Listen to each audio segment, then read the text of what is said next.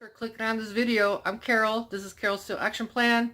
Today I'm going to show you how to make my version of a shepherd's pie, but you can do whatever you want with shepherd's pie. So I'll get back to you once I get things rolling. Okay, so I have peeled and sort of cubed about 3 yams or sweet potatoes. I always call them sweet potatoes because they're sweet potatoes. So these are the garnet yams, and of course someone's making noise. So I'm going to throw these on the stove till they're like fork tender. It doesn't matter if they look ugly right now and weird size because they're going to be mashed. Alright, and then I'll get working on the onions, and I'm going to brown some ground beef, and we'll take it from there. This onion, so I wanted to tell you, well, I learned this from Gordon Ramsay on a video. If you leave the hairy side of the onion intact, when you go to slice it, it has less fumes that make you cry. I don't mind a good cry, but not when I'm trying to cook. Also, I'm just going to put the onion in this pan. I did a squirt of olive oil, that's what she said. And we'll brown the ground beef. And this onion, once it's cut up, and I'll probably do a couple cloves of garlic. And that'll be the meat part of the situation. And my onions, I chopped up 2 cloves of garlic. And the ground beef I'm just trying to brown it all and cook everything up. And seasoning, you can do whatever you want for seasoning. I usually like to do, I've already got garlic and onion in there. Some salt, a little bit of salt. We don't need a lot of salt though. A little salt. And then pepper would be good. Here, I'll just throw it in.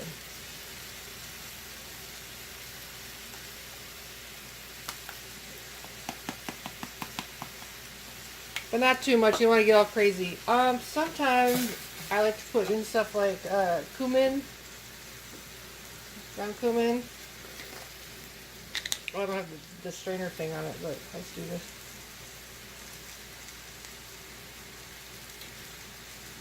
I could do more than that. I also have another. I made a spice blend myself. I'm going to split myself. Called Lebanese 7 Spice. So there's bunch of different spices in here. I'll probably just put a little of that in here.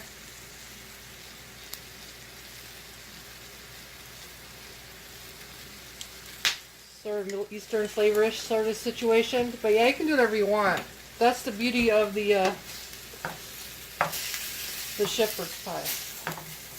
I guess I could call this the dumpster fire shepherd's pie. It's basically a good way to get rid of vegetables you have in the fridge that you don't want to go bad. I am experimenting today. I'm going to thaw the this cauliflower and broccoli mix in the microwave, and then I'm going to add it to the mix, and yeah, it'll be interesting because it's a good way to hide vegetables from your kids. Mark says that shepherd's pie have to have English peas, but I don't have English peas. I don't even have American peas. So I'm going to do the cauliflower and broccoli rice to put in here too. So it should be interesting. And I didn't really cut the onions up that good, so someone's going to get a good taste of onion in their mouth hole. Probably me. That's okay. So that's what's going on right now. I'll be back. Supposed to be done. I have drained the meat. Let me see where they're at. They're not ready yet. So I actually just heat cooked this in the microwave. So I'm going to dump it in the pan with the meat and onions and garlic and spices. So this is cauliflower, rice cauliflower, and broccoli. This shit is hot, just so you know. Come on, man, just get out. Oh, seriously? So just dump that in there. I mean, you can do whatever. Oh, I forgot the mushrooms. I have shiitake mushrooms too. I'm just going to dump them in because they will heat up in the oven. So I preheated my oven to 350. It's ready to go. So once, this is kind of cool. So once the potatoes are done, I'll show you what the deal is. Put I've placed the ground beef and the broccoli cauliflower rice mix and the onions and garlics all in this casserole dish. So now we're just waiting on the potatoes. And also, I preheated my oven to 350, so you're going to want to do that ahead of time. So in general, this is a Whole30 compliant recipe, except I just threw in some Mexican sour cream into the potatoes. And I got my masher, so I'm going to mash them just like Grandma used to do. Well, not really, but maybe. So just mash them till you have mashed sweet potatoes with Mexican sour cream. You can use butter instead, you can use ghee, you can use Greek yogurt, which I've done that before. We just want to make them a little bit creamy. And then go from there. They don't have to be perfect. This is not a channel of cooking perfection. It's a channel of cooking deliciousness.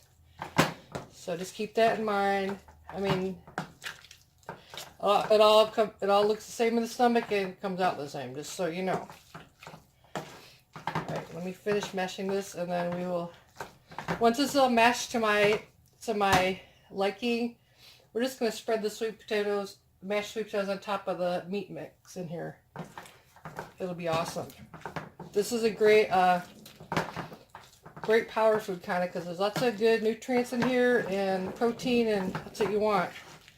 Shit, I sometimes eat this for breakfast and throw an egg on top or something. So that's that. Finished, well, not finished, but what you can do if you want to be adventurous, I sprinkled some smoked paprika on top of it too for some more flavor. So I'm going to put this in the oven right now for about an hour. So everything gets cooked up together deliciously. And let me set my timer. I should have started earlier so that Mark could have some for lunch when he got home from lunch. But actually I do 45 minutes. So 45 minutes at 350. I'll be back in 45 minutes. Hey, welcome back. I am going to pull this out of the oven now.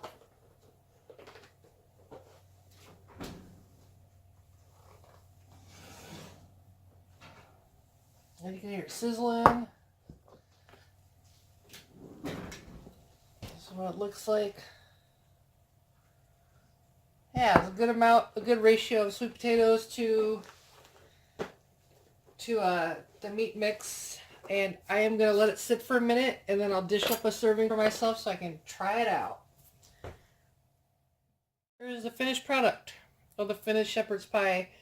I hope you try this out and let me know how it went. And remember, you can pretty much do whatever you want with this, but it's just a nice way to get rid of some vegetables if you want, or just for an power meal, really, because there's nothing in there that you shouldn't be having.